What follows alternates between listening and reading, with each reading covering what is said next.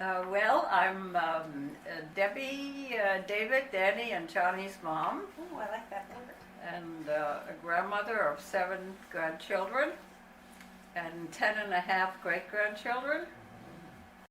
Express my gratitude to Hashem for having spared me, my parents, and my sister from the Holocaust and allowed us to come here and begin a new life in this country. My family, both on my father's and mother's side, had lived in a small shtetl in Tarnobrzeg in Galicia, which is southeast Poland, where Jews may have settled as early as the 1st century. Despite frequent persecutions and economic difficulties, they managed to raise large, responsible families steeped in Torah tradition. My mother's family's history is recorded in the town's Yizkor book, where her oldest sister Bincha wrote about one of her brothers. It's a heart-wrenching account of the Kiddush Hashem of this brother David, Zichrono Livracha, a rabbi ordained by the Chafetz Chaim, a famous scholar, especially known for his teaching of Musar and his strictures against Lashon Hara, speaking ill of others. When the Nazis invaded my uncle's shtetl, the local priest, who admired him for his saintliness, offered at great risk to himself to save my uncle and his family. My uncle replied that unless the whole community could be saved, he and his family would share the community's fate. And so he and all the others went to the shul, took out the Torah scrolls, and chanting prayers together, marched, or she said even danced, to their execution. It's also told that a few generations earlier, my mother's great-grandfather saved his community from destruction. The story was that a Gentile boy was missing before the holiday of Pesach. The Jews in town were accused of having killed him and having used his blood to bake matzot, a totally false accusation, which is called a blood libel, and actually began for the first time in Norwich, England, where my granddaughter Ela lives. So this great-grandfather, knowing that all the Jews would be killed if no one confessed to this crime, pretended that he had done this terrible thing. He was killed and the community was saved, and the boy, as so often happened, eventually turned up unharmed. After World War I, the economic situation in Poland was terrible, and many Polish Jews moved to Germany. Even though conditions in Germany were far from ideal, there was a strong Jewish community, and immigrants seemed able to make a living. At that time, post-war Germany was under a relatively weak but democratic government called the Weimar Republic. The Germans were angered by their defeat in the First World War, by the heavy reparations they were forced to pay, and the devaluation of their currency. In the mid to late 20s, and especially in the 30s, the time was ripe for a fanatical Austrian nationalist, Adolf Hitler, to fan the flames of discontent by promising a greater Germany, abrogating the Treaty of Versailles, and inventing a scapegoat, the Jews, whom he could blame for all of Germany's bad occurrences. In 1933, when Hitler was appointed Chancellor by the German President von Hindenburg, there were signs of virulent anti-Semitism. But my childhood, protected by family and spent with friends, seemed relatively normal. At the time, Jewish children could no longer attend German schools, though my parents would have probably enrolled me in a Jewish school on principle. There were signs on park benches for Aryans only. Jews were not allowed in parks and beaches. And even more destructively, Jews were barred from universities and professions. Back to my parents. Sarah Wiesenfeld, my mom, and Gil Kenarek, my dad, grew up in Galicia, which at various times was under Russian, Austrian-Hungarian, and German occupation. They grew up in the same shtetl. My dad was one of 4, my mother one of 10 children. My mother, from the time she was a little girl, loved to read and study, even though at that time and place, it really wasn't considered that important for girls to study. But she was one of the early feminists.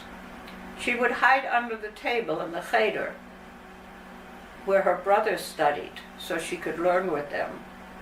And in order to stay awake and study as long as possible, she told me, she'd sit with her feet in a bucket of cold water.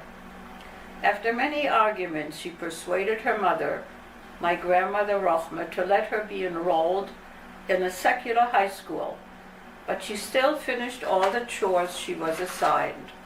She learned to sew beautifully and was told she had gold in her hands. Her favorite brother David, younger than she by a few years, she got along especially well with. She taught him dikduk, Hebrew grammar, and he taught her Talmud. Like many other Polish Jews, my parents left their country after World War I.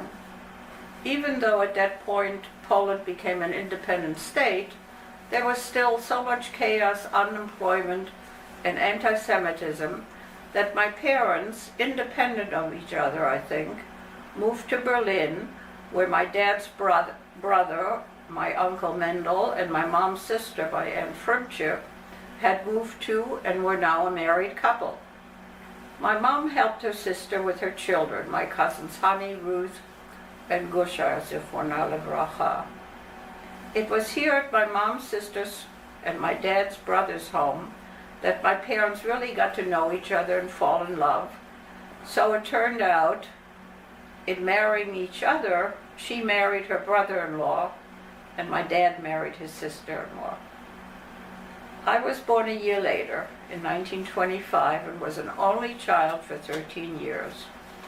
It's so interesting that my mom was one of 10 children and only had 2 of her own. Her sisters also had fairly small families. Maybe they felt that when they were children, they didn't get enough attention, being just one of 10, and they weren't going to have their children undergo the same experience. My dad worked with his brother importing and exporting fabrics. My mom was a stay-at-home mom, as was customary at the time. She was always eager to study and to teach. She was insistent that I learn Hebrew, and on Shabbat it was rak ivrit, only spoke Hebrew. I attended a Jewish day school, because Jewish children in the 30s could no longer attend public school. Can you believe that I was a very fussy eater? But my mom discovered that if she invited other children to share meals with me, I would eat whatever was put in front of me. We went to visit the family in Tarnobrzeg every year in the 30s. It was wonderful getting to know my grandmother and aunts and uncles. My grandmother would often visit her departed husband's gravesite. My grandfather died quite a young man. And she would tell him about what was happening in the family that week, who was getting married, who just had a new baby, or who had passed away. But in Germany since 1933, more and more laws discriminating against Jews were enacted. Jews could only live in certain areas, couldn't attend theaters and libraries. In May 1938, something wonderful happened in our home. My mom gave birth to my sister May, and I was no longer the only child I had been for 13 years. Yes, my sister May was born in May, and will have a very special birthday this year. But she was only 6 months old when the situation in Germany turned even worse. In October of '38, my dad, at the same time as thousands of other Jewish men who had come to Germany from Poland, was picked up by the Nazis and sent back to Poland. And we didn't know if we'd ever see him again. And my aunt Malcha Ressler came to Berlin to be with us and help us get ready for Switzerland, where we had wonderful cousins who offered to host us now that we were alone without my dad. Only later did we learn that a week or so later, after we left, there were terrible riots against Jews, beatings, jailings, broken glass window in Jewish stores all over Germany on what came to be called Kristallnacht, Night of Broken Glass. My aunt, when she got back home, found her husband beaten and their store destroyed.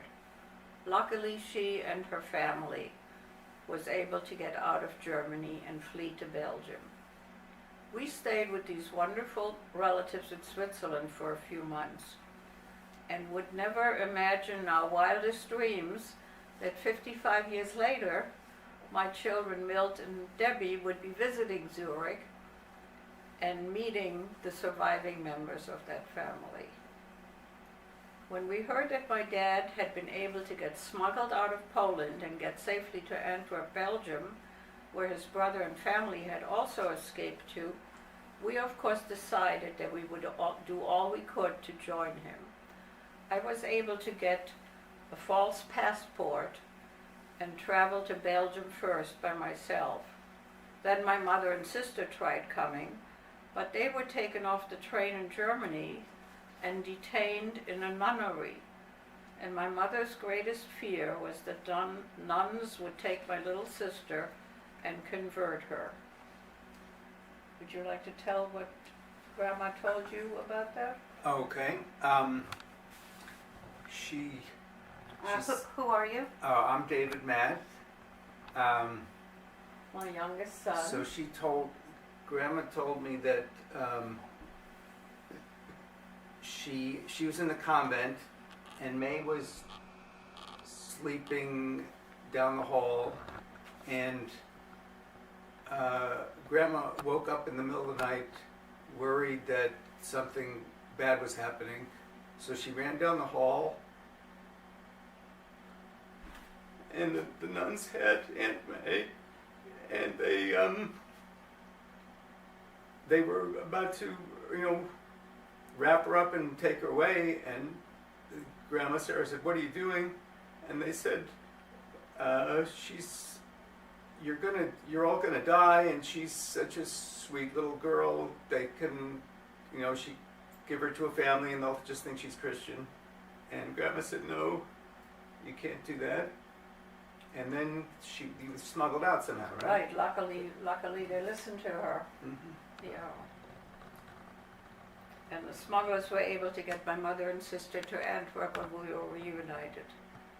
And so I was thinking that the problem of immigration that's so much in the news to her today is certainly not a new problem. We too migrated illegally, if not to the United States, certainly from some European countries to others. It was a matter of life and death, just as it is for so many immigrants here in the U.S. today. So there should be much more help for these people, enabling them to stay here if their only crime was to have come here illegally to save their lives. It was only after the war, really, that we found out how many millions of Jews had been exterminated. Among them, my grandmother, aunts, uncles, and cousins. And I think I already mentioned the Sefer Zikaron of the town of Czech community, in which we read about my Uncle David's going to his death willingly, since the rest of his community could not be saved. Binche also writes about what a tzaddik David was, how he studied day and night, and how people turned to him with their problems, and how he never left the Beit Midrash on a Friday without making sure that all the poor people had a place to go for Shabbat. The ones he couldn't find a place for, the poorest and least well-dressed, he brought home to my grandmother. And when she asked why he didn't bring cleaner, better-dressed people, he asked her if he should have left these behind without having food for Shabbat. And of course she agreed with him that he did the right thing bringing them home. In Antwerp, I went to school and learned Flemish.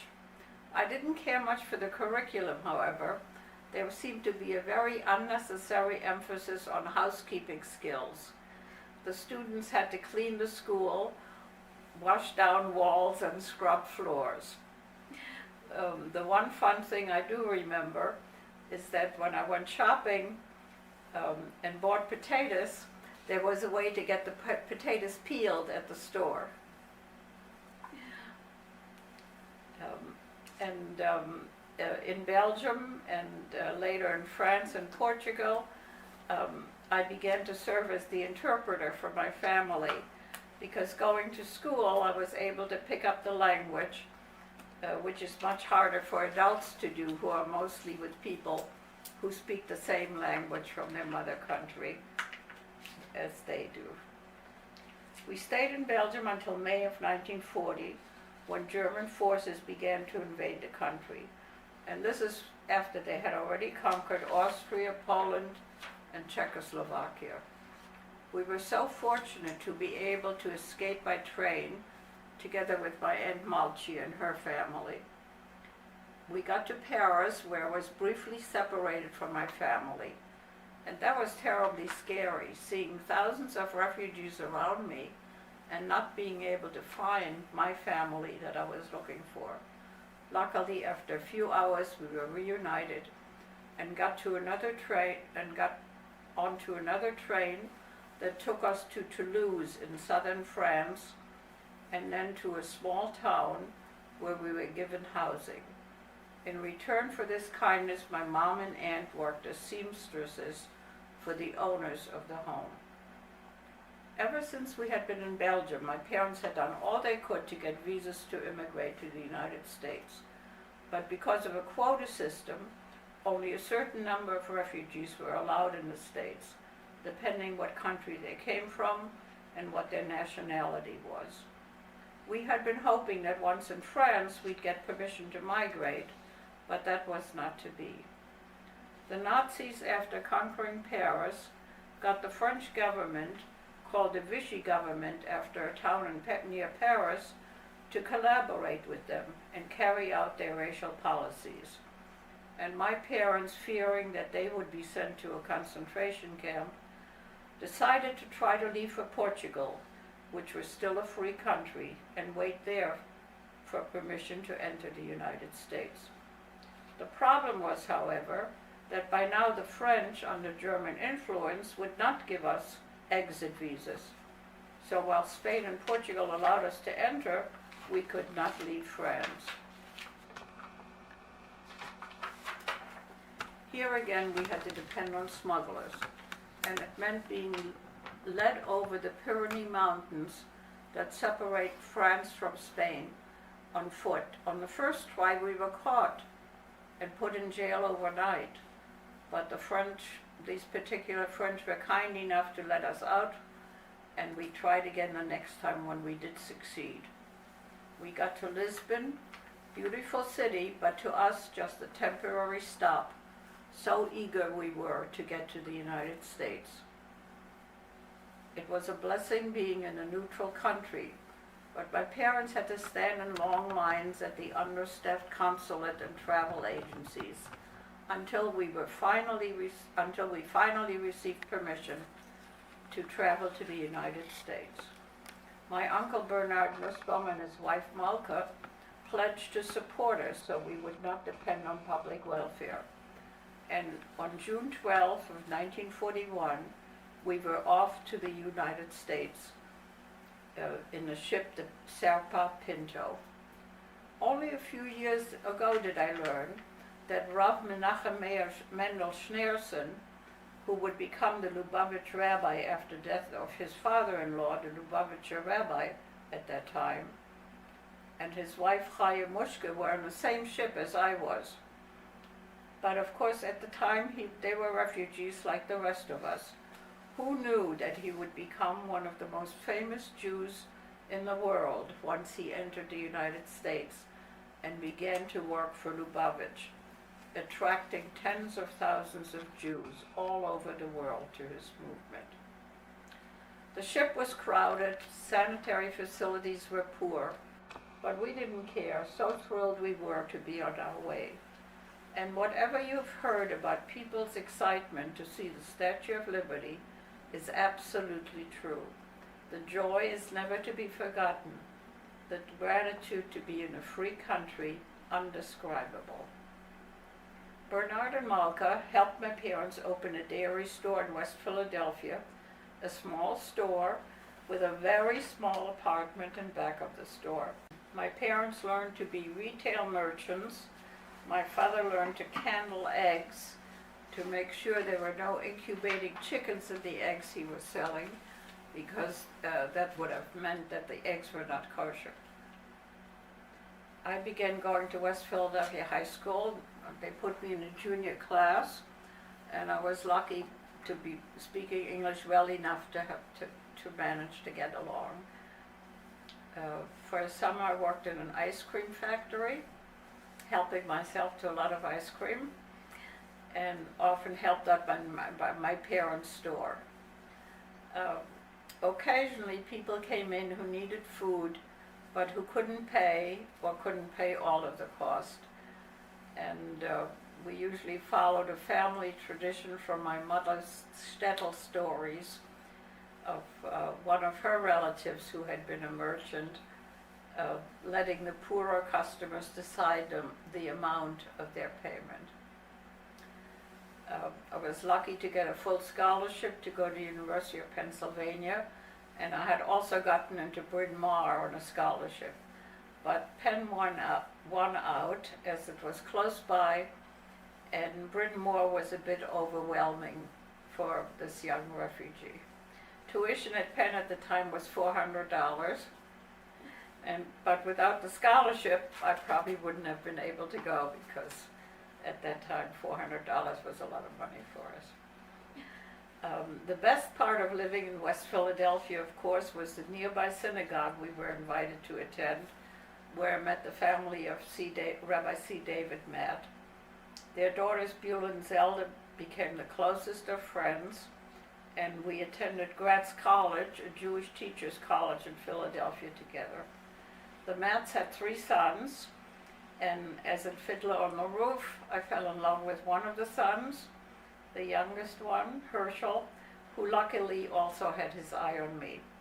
Years later, our children would tease Herschel because he admitted that during the first high holiday service I attended at his father's shul, he would interrupt his prayers to look for me in the woman's balcony. If you had true kavanah, the children would say, you and Mom might never have gotten married. Herschel's father, C. David Matt, after whom our David is named, was the kindest father-in-law anyone could ask for. Even before Herschel and I had married, and I applied somewhat late for admission and financial aid to college, he insisted on going late at night to the post office by bus, because he had no car, and get my application in on time. There's a family tradition that the Mem Tet in Matt stands for Ma'asim Tovim, good deeds, that this family certainly exemplified, and that I hope is a tradition we carry on. When Johnny went to Israel, he dropped the ayin in the Mem Ayin Tet word that makes up Matt, but he says it still means Ma'asim Tovim even without the ayin. We married in March of 1946 while Herschel was studying at the Jewish Theological Seminary. And our family had a close relationship with Rabbi and Sadie Rose Wallerstein, she the famous children's author of the Ketantan stories. Rabbi C. David would take over Rabbi Wallerstein's pulpit for a month in the summer in Atlantic City so the Wallerstein family could go on vacation. Herschel would enjoy riding his bike on the boardwalk, but he didn't know how to brake to stop, so he drove the whole length of the boardwalk and finally stopped when he got to the end of the boardwalk. I believe he also helped his father those summers by learning to read Torah on Shabbat. We kept up a relationship with Mrs. Wallerstein for many years, visiting her and she visiting us in Metuchen one year for Sukkot. When Debbie was a student at Douglas College, she also invited Mrs. Wallerstein for a weekend at Hillel, talking to students about writing children's books. Speaking of Sukkot, that was the time of year when Herschel became a carpenter, and together with the kids built a beautiful sukkah to which we invited many friends, and where Herschel and the kids would often sleep on Sukkot nights. One year there was a burglar on a Sukkot night on our street who hit just about every house except ours. He might have thought that we had no beds and therefore were so poor there was no point in burglarizing our house. My fondest dream had been to become a social worker. I wanted to show my gratitude for my and my family's survival by learning to practice what the Rambam taught was the highest degree of tzedakah, to help people in need, to help themselves, to empower them to shape their future. I began graduate school in New York, then transferred to Boston University when we moved to Herschel's first position in Nashua, New Hampshire. Herschel became a much beloved rabbi, but a very restless one, always fearing that he didn't do enough, and that perhaps in the next community more people would become observant and take Judaism more seriously. Services were well attended. He taught many adult education classes, was always active in the general community, Jewish and non-Jewish. And in each position, people begged him to stay. But we moved a few times, from Nashua, New Hampshire to Troy, New York, then to Metuchen, and then to Princeton, New Jersey. He never thought that we moved often, but I did, not being happy to leave friends and familiar surroundings and starting all over again. There was a joke at one of the rabbinical assembly meetings. Someone said, "All the rabbis who are not moving to new congregation this year, please come together for a meeting. It will take place in the phone booth." That was in the days when there were still phone booths. Much to the regret of his Princeton congregation in 1975, Herschel gave up the full-time rabbinate.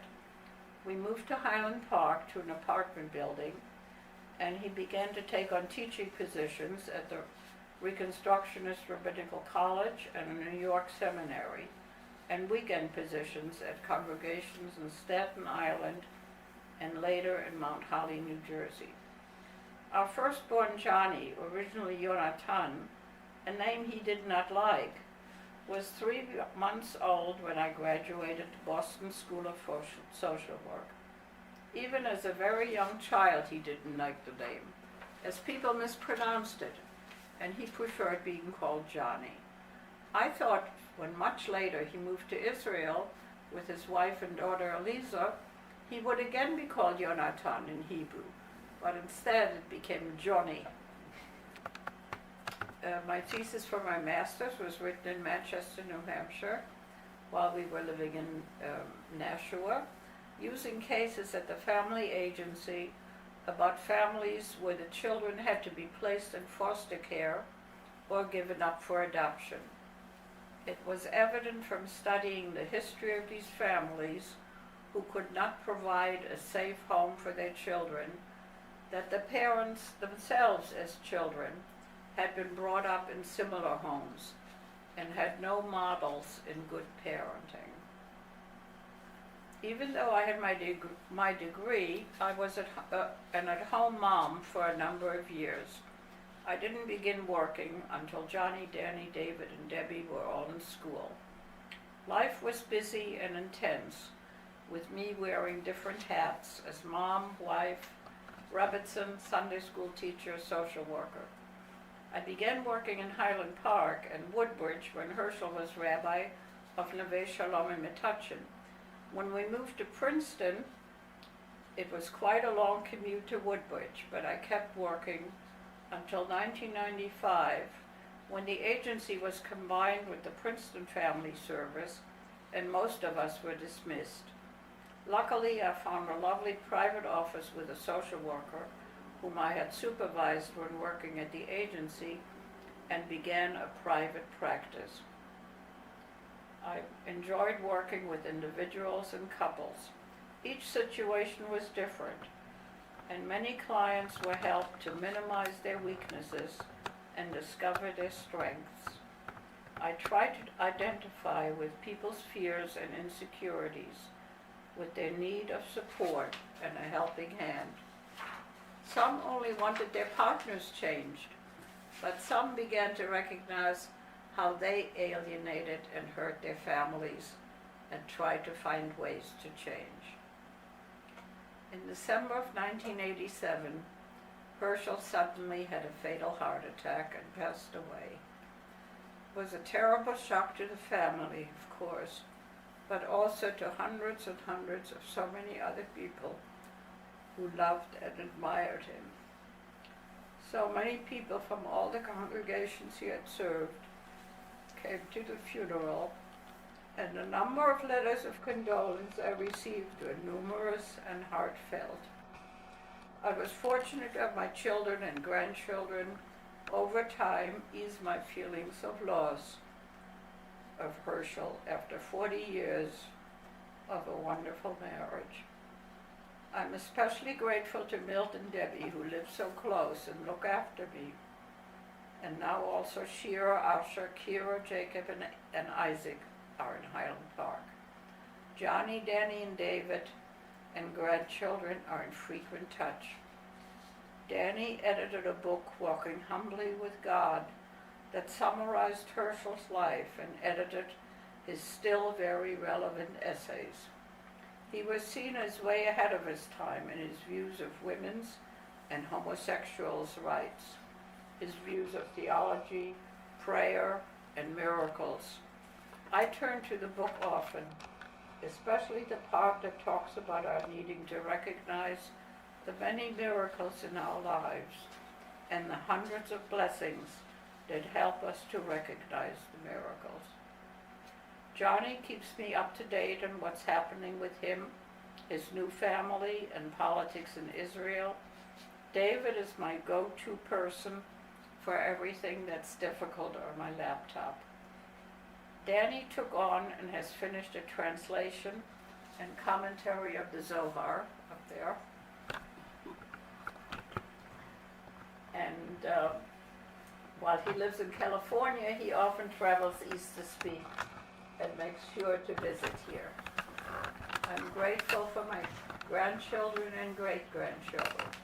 Shira, I already mentioned. Leora, Ari, little Jack and Hannah, Adina and David, Lisa, who's here today, Daniel. Adina and Daniel. I thought I said Daniel. And Michaela with Sarah and Becca, Gav and Sarah Beth, who are expecting in July, Eliza, Dylan, and Aaron, Elah, and Eitan.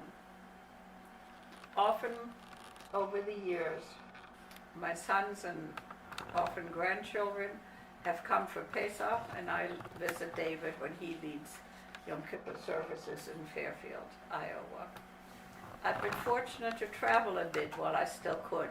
Israel quite a few times, Jordan, England, France, Italy, one time with Anna for a week, and just wonderful Florence, and another time with my dear sister, the other cities in Italy. to Dallas, Texas to visit Leora and her delightful family, and of course to Berkeley to visit the California Mets. May, my sister visits here frequently. Her sons Izzy, daughter-in-law Dawn, and 6 children live here. She also visits Israel 3 to 4 months a year, where now 4 grandchildren of hers have made Aliyah. In 2001, I visited Berlin after having left 70 years earlier, upon the invitation of the city council. And I went with my friend Brigitte Goldstein, who had been there many times before. I thought it would be very traumatic visiting there, but everything was so different. It didn't seem like the same place I had left in 1941. So many memorials and guides who were very open about all the atrocities that had taken place. I belong to the Highland Park Conservative Temple, also to the Highland Park Minyan, an intimate, egalitarian davening community, and I'm an associate member of Debbie and Milt's modern Orthodox shul, Ahavas Achim. The apartment building I live in is almost like an assisted living facility. My dear friend Lil Prince runs a gourmet restaurant on the 5th floor. I have a helper, Yaakov, who now wheels me to shul, a wonderful seamstress, and other friends in the building with whom I share a Hadassah book group. Different from other book groups in that we choose books that we read at the meetings rather than before, and that we discuss in depth. I have also been auditing classes at Rutgers for many years, attend our Rabbi Melamad's classes, and a fiction book group to read recent important books. I recently started teaching a lovely Chinese woman who's just come to the United States a year ago, and also to my neighbors across the hall who come from Siberia. Yuri, who is this neighbor, is a Russian poet and knows English vocabulary and reading and writing very well, but his speaking is poor. Russian doesn't have any articles, so I help him with his conversation. I'm also a member of a Salam Shalom group of Muslim and Jewish women who meet monthly to get to know each other and each other's religion and culture, and work together to eradicate both anti-Muslim and anti-Semitic prejudice. So Highland Park is a good place for seniors, a good place to age, with many facilities, both cultural and athletic. I'm still driving locally daytime, but township transportation is available as well. So I'm very fortunate, still in fairly good health at my age. Hope to remain vertical and have a good reason to get up in the morning. I still look forward to joyous occasions in the family and a radical and positive change in our present, not to my liking, government politics. With Trump welcoming Pesach by cleaning out his cabinet again and again. Thank you very much. Okay. Now Debbie's got a couple of Any questions. questions? Yeah, you go back to Uncle David. So No, you put it on tape. I want to put it on tape. I just don't want to be on tape. You don't have to be on tape. Okay. Your voice will be on tape. Like mine. And what's my question? Did you ask why David perished and everybody else survived? David, do you want to say something about those pictures, or no? Is this too long already? No. No. I already This caught- is like a 19 minutes. Yep. And it's still 19. Okay, it was 29, now it's 19. Yeah, now it's 18. So these photographs, what should we say, Mom? These are, it's the camera's not going to pick up all the. Well, it can if you want me to, but yeah. Lisa, does that lamp go up one? Higher? No, it doesn't. It's just that. Okay. I put this together for some of Danny's yard signs. We recently had a number of people come over for his 30th yard site. And Joe Rosenstein always finds one of Daddy's articles to discuss. And we have some pictures from over the years. This is Danny's and Anna's wedding. Here's Johnny with Herschel, I think at Camp Ramah. This was a party where we gave Hershey the Mizrach at his 60th birthday. Here's Herschel as about a 12-year-old. This was our last Hanukkah together. And here we are with Shira, Herschel and David at the Chaki's home. Herschel pretending to be very aggressive, hanging out laundry. The Matt family, this was at Beulah and Zelda's 60th, and their brother and Herschel's brother Leonard's 70th birthdays.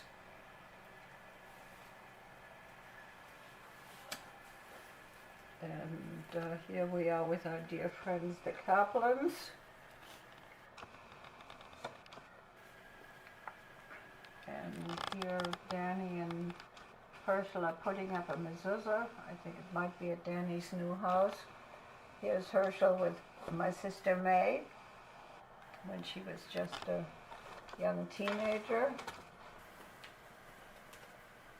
And Like this. Herschel at Debbie's wedding. And a trip to Hollywood with a make-believe person. And here's a pre-Pesach picture that we posed for one of the newspapers in Metuchen.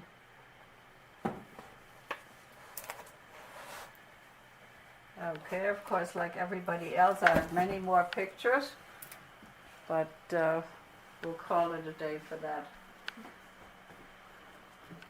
And over here, this is Matt history, right? Yeah, see David Matt. This,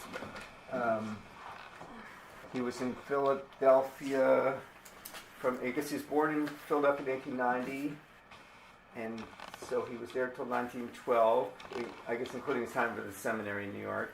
Then his first pulpit was in Minneapolis from 1912 to 1927, and then a couple of years in Buffalo, and then in 1927 and 29, and then the part two of the board is Rabbi back in Philadelphia from 1929 until he died in 1951, I think. And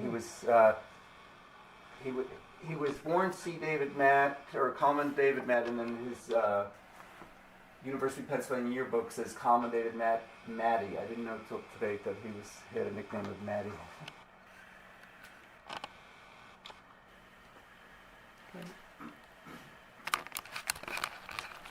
Okay, who's got questions?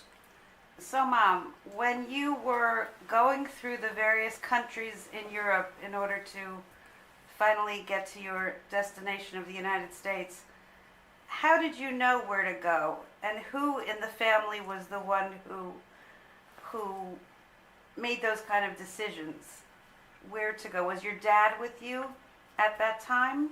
Well, my parents made the decisions, certainly, based on what was possible to do. And So- in terms of how to turn, what turns to make Oh. in the... So when we went Escape to route. Belgium, for instance, to Antwerp, my Uncle Mendel and Aunt Frumtje were already there, so we had a place to go. And when we went to France, we were actually sent to a small town where people had offered to take in refugees. So all these decisions were made obviously by mail, or by what was the communication like in that's a good order to go question. from place to Yeah. place? You couldn't just get up one morning and say, okay, we're going to Belgium tomorrow. Right, yeah, so they must have been by mail because a telephone service might have been available, but not that prevalent. So I think it was mostly by mail. And coming here, Malka and Bernard, were informed when we had our permission to come here. So they were able to pick us up and welcome us when we came.